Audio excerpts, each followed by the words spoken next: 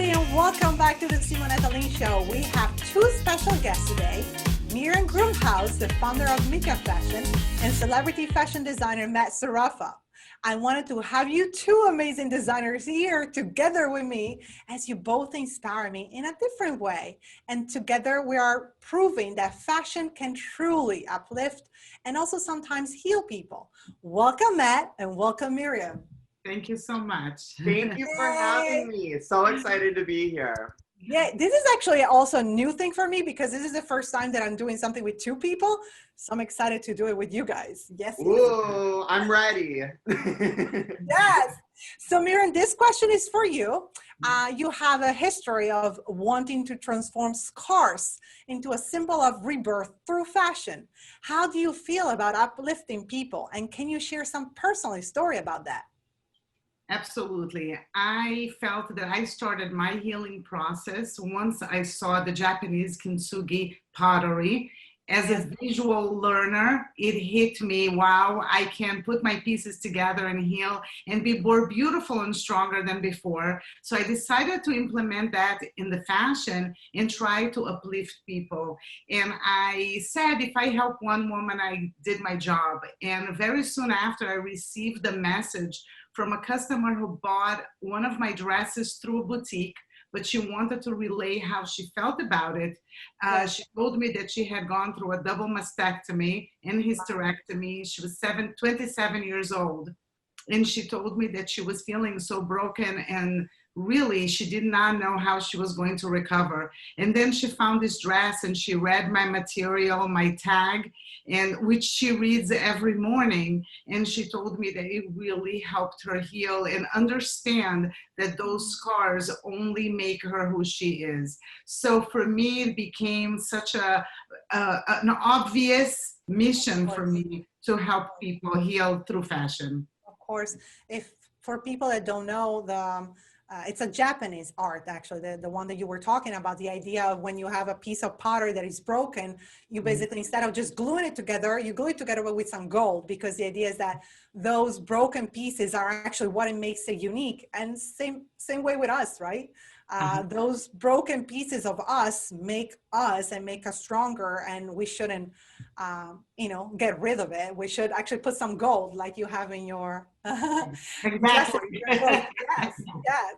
And Matt, this question is for you. You are so young, my love, and talented, and have been the youngest designer to ever be featured on New York Fashion Week. Congratulations. What would you say to inspire a young designer that wants to become, that wants to be there and be an artist?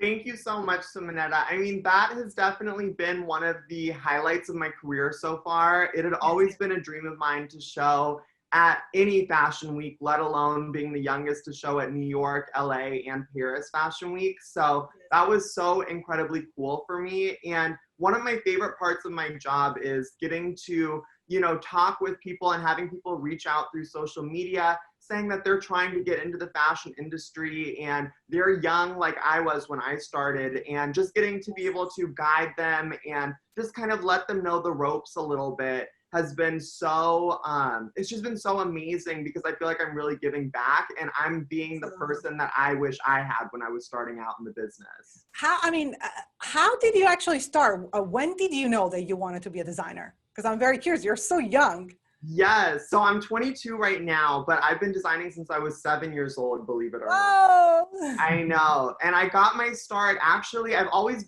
been very into art and, drawing and painting, but I actually stumbled across a marathon of Project Runway, the television show. Yes. And I watched the entire season with my mom on the couch, and I turned to her and I was like, Mom, I think I can do this, and I think this is what I want to do for the rest of my life. And the rest is history. That's amazing. So thank you for that show to inspire you. And thank you for inspiring, all the young people out there that really. My pleasure. Absolutely. And see, Miriam, and now I have another question for you. In a way, she can relate to your young age.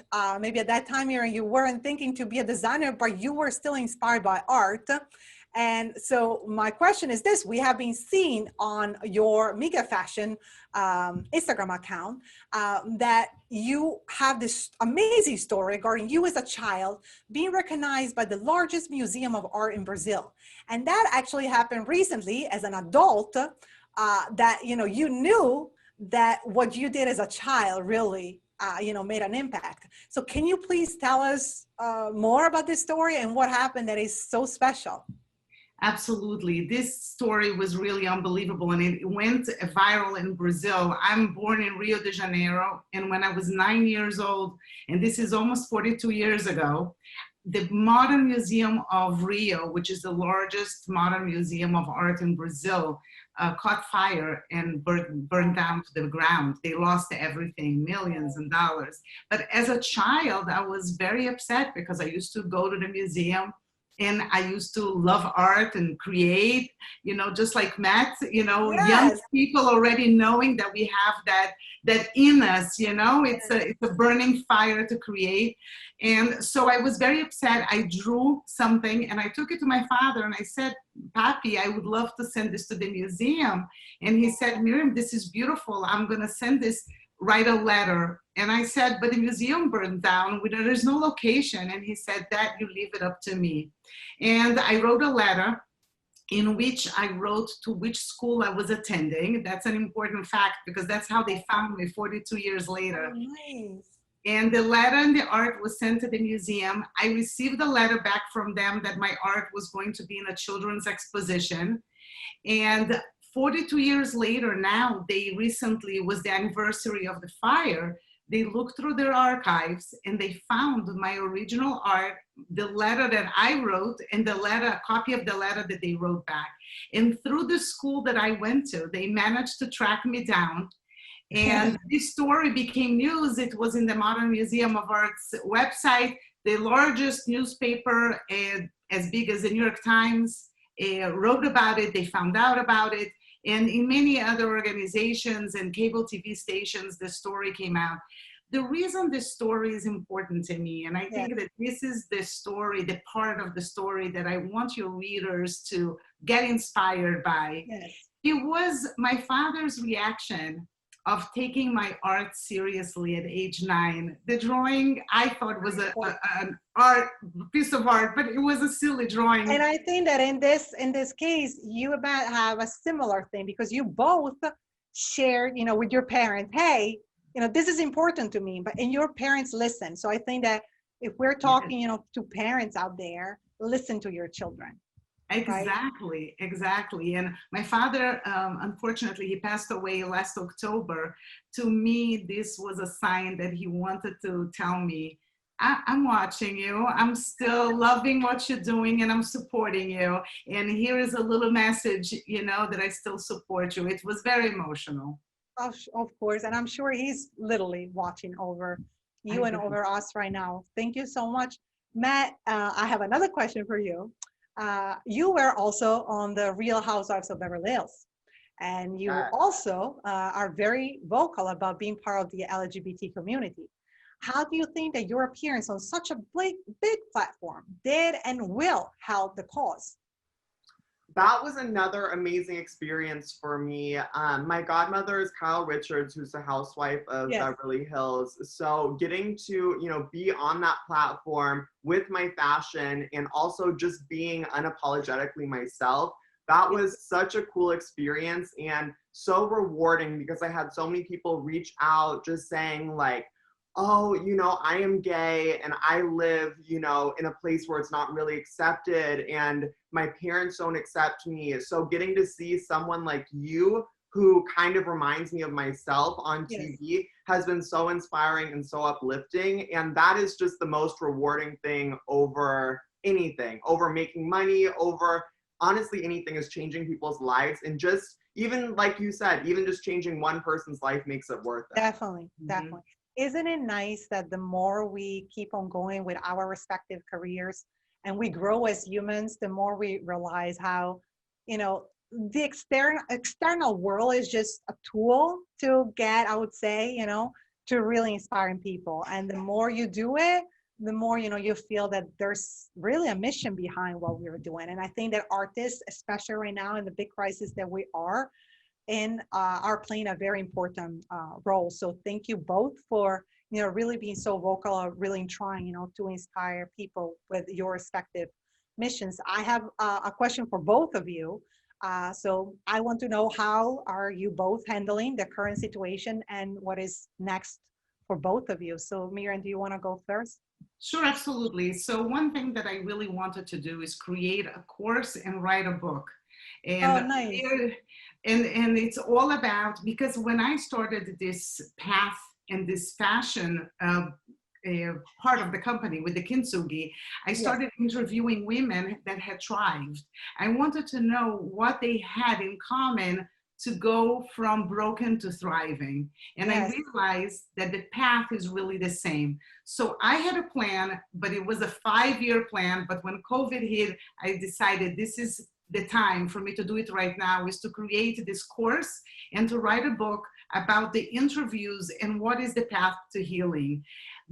Everything is intertwined with the art of kintsugi. So it really walks you through the process of healing. So we're not only going to dress you, but we're going to find a way to help you go from victim to survivor to thriver. We're very excited. The book should come out in November. You go, girl. You go. And Matt, what about you? So it's been a long few months for sure, as it has been for most people. But luckily, I'm just so grateful that in February, I was able to have another New York Fashion Week show, and I presented probably my favorite collection to date and had my favorite show. But it was difficult because I had like a whole timeline set up and a whole plan that really got, you know, derailed by COVID, because it hit less than a month after my fashion show. So I kind of just had to go back to the drawing board, just hunker down and figure out how I was going to adapt to the situation. So now we've moved all sales to online, and I actually have moved my manufacturing facilities to start making face masks, some designer face masks that have been doing super, super successfully. And I have teamed up with some celebrities, some charities to give back. And they have just been like a huge hit, and I've had so much fun doing it too. I've really practiced and honed in on my sewing skills, and I've gotten to keep that creative juices flowing in my head. How does it work? So you make the prototype and then you mass produce? Oh, cool. Exactly. I pick the fabric, I design it, I sketch it, I manufacture it, and then I'm literally a one-man show over here. Since everything is closed due to COVID, I'm working with a very small team, and I'm, you know, customer service, website management, designer, photographer. I'm doing it all. And that is also something, I'm sure that also you, Miriam, can relate to that. I can relate to that. And I think that a message that we can, you know, give outside there, do not think that just because you see people that are accomplished or doing things that they don't work. We work maybe 48 hours a day if it's possible. Yes, it's crazy. Right? Absolutely. Right. So if you want to have everything that, especially right now, if you want to have everything that, you know, works fine, you have just to work, but it's just, you know, a passion to do it. And like we were saying, to keep on having that mission that we're giving back. I am so inspired by you guys. Is there anything else that you would like to share, both of you? No, I'm just so grateful for this opportunity. You know that I love you. We share so much. The whole concept of mission, I think that you put a great team together, 3 people that really are, you know, thinking beyond the product and thinking beyond the making money, but really making the world a better place, and in our way, with our tools. So thank you so much for this opportunity. I totally. What about you? I totally second that. The real boss bitch. I am so inspired by you as well, Simonetta. I think it's just amazing, because I know I work with a lot of celebrities and influencers. So I know how they are and how a lot of people don't take advantage of their platform for good, but you are the exception to that. So I really appreciate you having both of us on here and using your platform for good. Thank you. And that is the future. I've been saying it for years. That is the future. The future is open up, give back. All that is happening in the world right now is telling us we're all humans, we're all together, we're all for real. It's not just, you know, a good saying is for real. So thank you so much for being part of this amazing family. Thank you. Love you guys. Thank I you love so you too. Love you. much. Mwah.